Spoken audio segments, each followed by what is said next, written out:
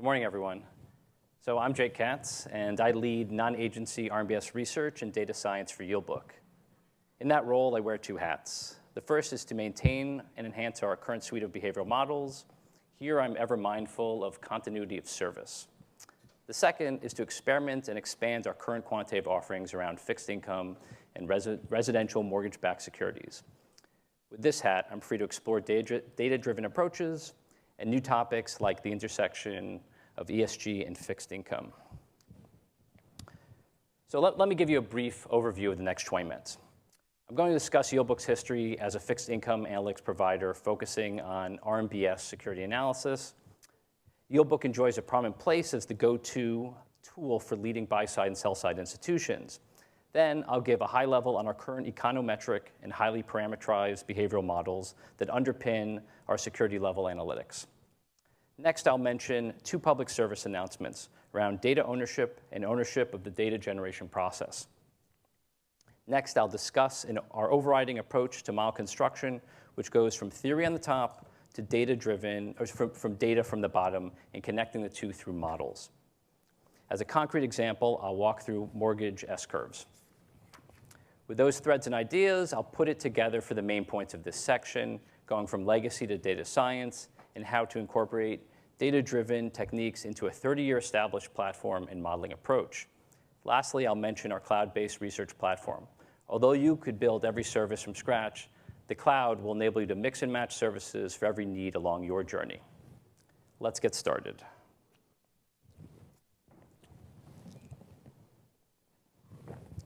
Yieldbook was created over 30 years ago in 1989 on the Salomon Brothers trading floor.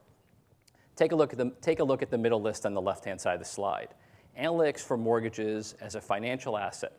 Those analytics being price, yield, duration, and other measures are very complex and require accounting for an embedded prepayment option among other nuances.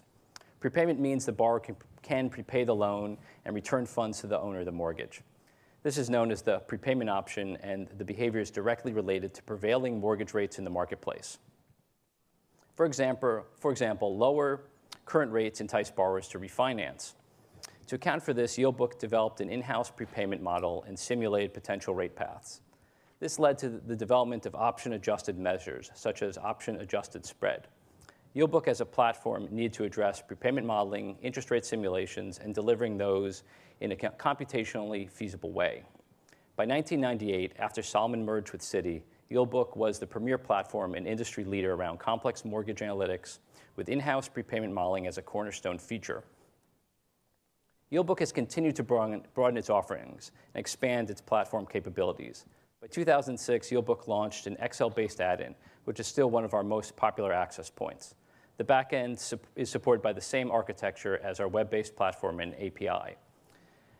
One sale and many mergers later, Yieldbook is now a London Stock Exchange Group business. As of 2021, LSEG purchased Refinitiv, and now Yieldbook and the leading provider of financial data are under one umbrella.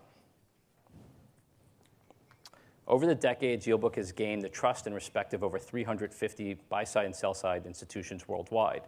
92% of the 50 largest U.S. fixed income money managers are Yieldbook customers. We're proud to be industry leaders.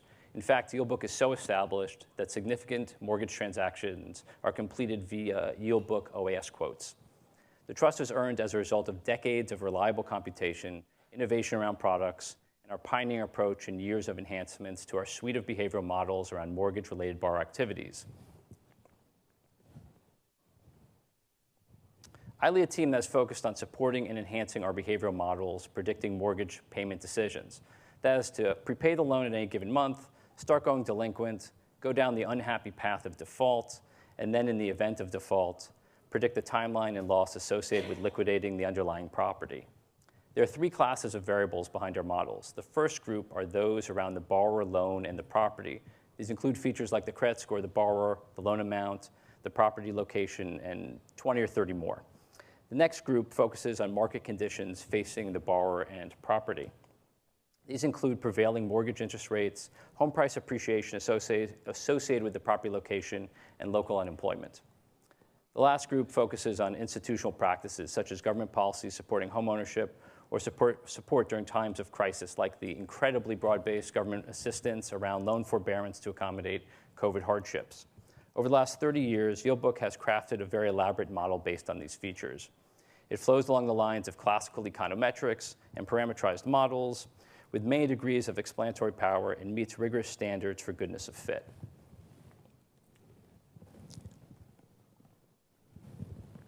Okay. Now let's take a small detour to my first public service announcement. I actually love showing this slide. Many of you have heard the expression garbage in, garbage out. It's as true today as ever. There is no amount of data transformations, processing, or data science magic that can make the left side image true.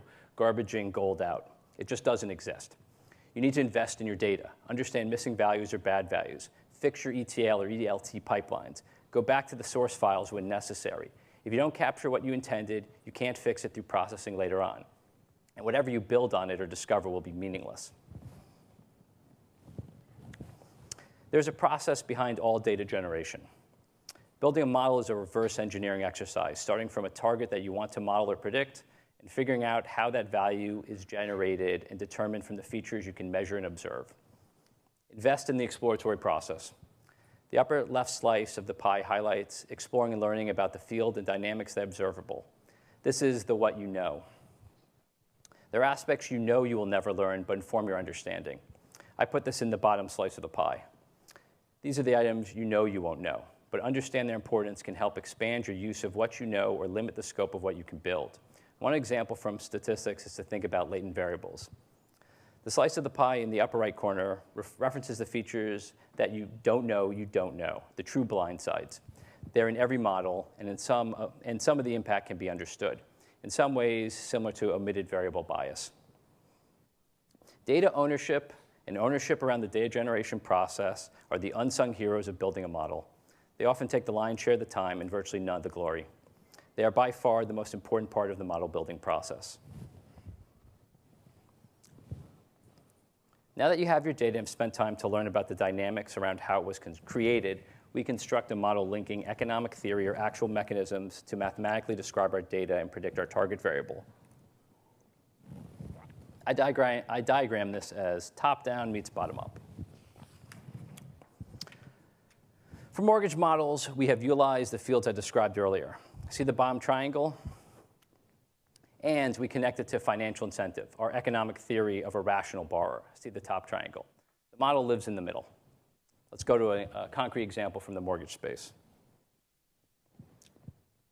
Right now, data around tracking mortgage prepayments is limited. We never see where the borrower migrates to after prepaying a loan. Did they get a refinance? Did they sell their home? We just don't know. For a borrower on their existing loan, we can compute the financial incentive to refinancing based on current market rates. How much is left on the loan and the rate we expect the borrower to receive. This is the x-axis in the chart, labeled incentive. If we plot the percent of loans that pay off, CPR in mortgage speak, we see an S-curve, the green line. The higher the incentive, the more borrowers pay off their loans. The relationship has been observed for decades in the mortgage market and is a staple behind the mortgage modeling framework. It also makes straightforward economic sense. Let's talk about the left side of the green line. Here, borrowers face negative financial incentive. So, what might make them pay off their loan? The answer lies in life events and selling the home. We find strong evidence of a statistical connection between home price appreciation for borrowers in the segment of the S-curve, which directly relates to the incentive to sell your home. Okay, thank you for your patience. Now, how can we discuss advancing established practices with data-driven techniques? That is, how can we go from legacy models to data science? Remember garbage in, garbage out from before? Data extraction, processing, and quality control is a major pain point for the mortgage industry. Data science can help. Of course, it cannot transform bad data into good data, but it can help you unlock, process, and standardize your data. Two key examples come to mind. Behind our platform stands a collection of millions of files. Those files range in formats, and some are images with pertinent numbers.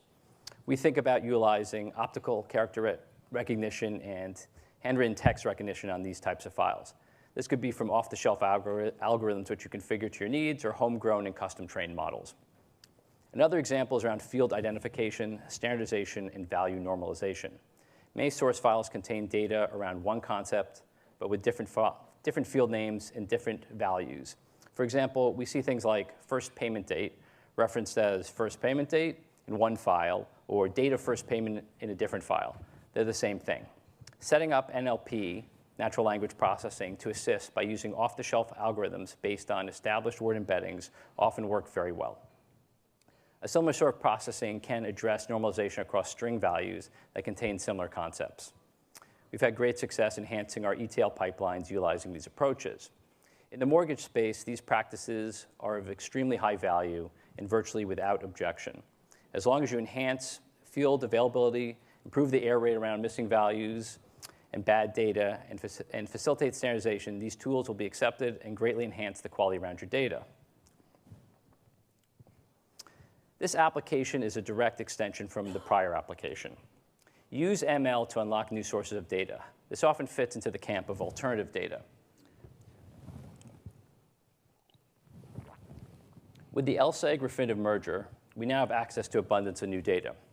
Here I'm going to walk through a use case around news, where I mean financial articles, which have headlines, dates, authors, sources, distribution and reach, and paragraphs of content. LSEG offers machine-readable news. We've used machine learning and NLP to process our archive of millions of news articles and add data from new news articles in near real time. We generate metadata around the articles and mine each for sentiment.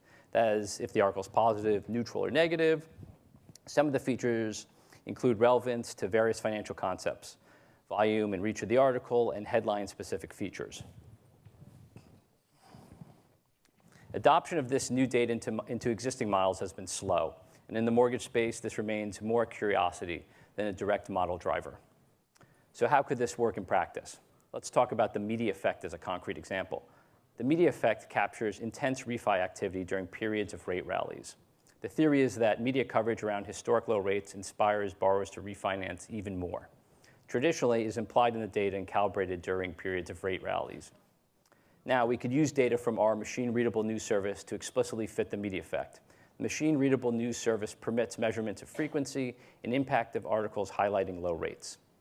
Industry concerns around this sort of an indicative stress the reliability and precision of the alternative data itself. Not all articles, outlets, and stories are created equal. Machine-readable news creates equivalences that may not hold over time. Regardless, it is a rich new source of data. For building new models and products, it could be invaluable. The data science community at times seems obsessed with purely data-driven as an ideal. For fixed income, accuracy in its own right is not a business objective. Out-of-sample predictive lift is not an OKR. These are tools to get to business value. Unlike many other sections in the summit, here is a decidedly practical message. Figure out the biggest bang for your buck. ML refinements might not be necessary or valuable. Presently, interpretation, storytelling, and model reliability are the foundations of quantitative mortgage finance. As such, industry pushback is common. There are too many times where I've heard clients say, keep your black box far away from my explainable models and approaches. As such, pushing models to a data-driven extreme is not a goal or a priority in the mortgage industry. There are some narrow criteria in instances where the reception from customers warms. Does a model make sense at all? Is it measurable and is the signal persistent? Next one, there's no clear economic theory or known mechanism. In mortgages, there are business practices around the industry that clearly influence borrower payment decisions. They are inherently unobservable, but we know they matter. Here, a data-driven approach may be all that is remaining and available. Next point, your framework and overall processes are easy to update, adjust, and redeploy. This feature of your setup makes ML models and decision-making much more digestible.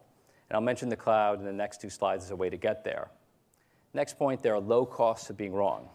Would you invest $10 million in a somewhat illiquid asset based on an ML model?